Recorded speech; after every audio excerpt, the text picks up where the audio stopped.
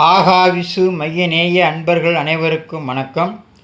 இன்றைய பதிவு நேற்றைய பதிவான திருமணம் நடக்குமா என்பதோட இரண்டாம் பாகம். சமூகம், குடும்பம் மற்றும் தனிப்பட்ட வாழ்க்கைக்கு இடையே சமநிலையை பேணுவதுதான் உண்மையான முன்னேற்றம். இதில் மாறுபட்ட கருத்துக்கு இடமில்லை.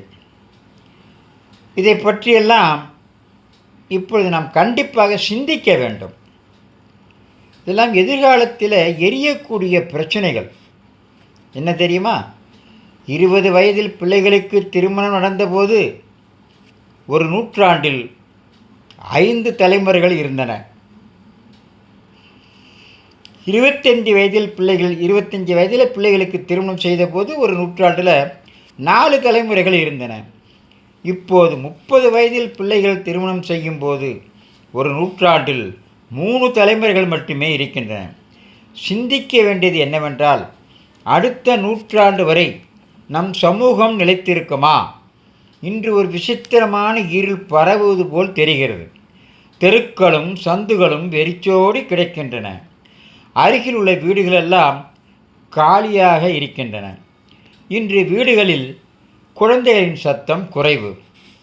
கணவன் மனைவியின் குரல்கள்தான் அதிகம் கேட்கின்றன. பெண்கள் 30-35 வயது வரை திருமணம் ஆகாமலேயே இருக்கிறார்கள். ஆண்கள் 35 வயதுக்கு மேலும் திருமணமாகாமல் இருக்கிறார்கள். தாமதமான திருமணங்கள் பிறகு விவாகரத்துக்கு வருகிறது. உடைந்த குடும்பங்கள், மகிழ்ச்சியற்ற பெற்றோர் தனியாக முழு தலைமுறையும் வெறுமையை அனுபவிக்கிறது. இதை கல்வியறிவு பெற்ற சமூகம் என்று அழைக்கலாமா, அல்லது தன்னைத்தானே அழித்து கொள்ளும் சமூகம் என்று அழைக்கலாமா? இது மக்கள் தொகையை குறைக்கும் ஒரு மௌன சதி போல தெரிகிறது. 50 தம்பதிகளில் ஒவ்வொருவரும் ஒரே ஒரு குழந்தை மட்டும் இருந்தால் அடுத்த தலைமுறையில் குழந்தைகளின் எண்ணிக்கை பெயரளவில் மட்டுமே இருக்கும்.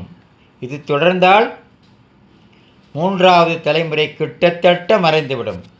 சுற்றுப்புறங்களும் தெருக்களும் வெறிச்சோடி கிடைக்கின்றன. எல்லோரும் சாலைகளில் இருக்கிறார்கள். வாழ்க்கையின் பாதி சாலையிலேயே கழிகிறது. முழு கிராமங்களும் மறைந்து வருகின்றன. நகரங்களின் உயரமான கட்டிடங்கள் உள்ளன.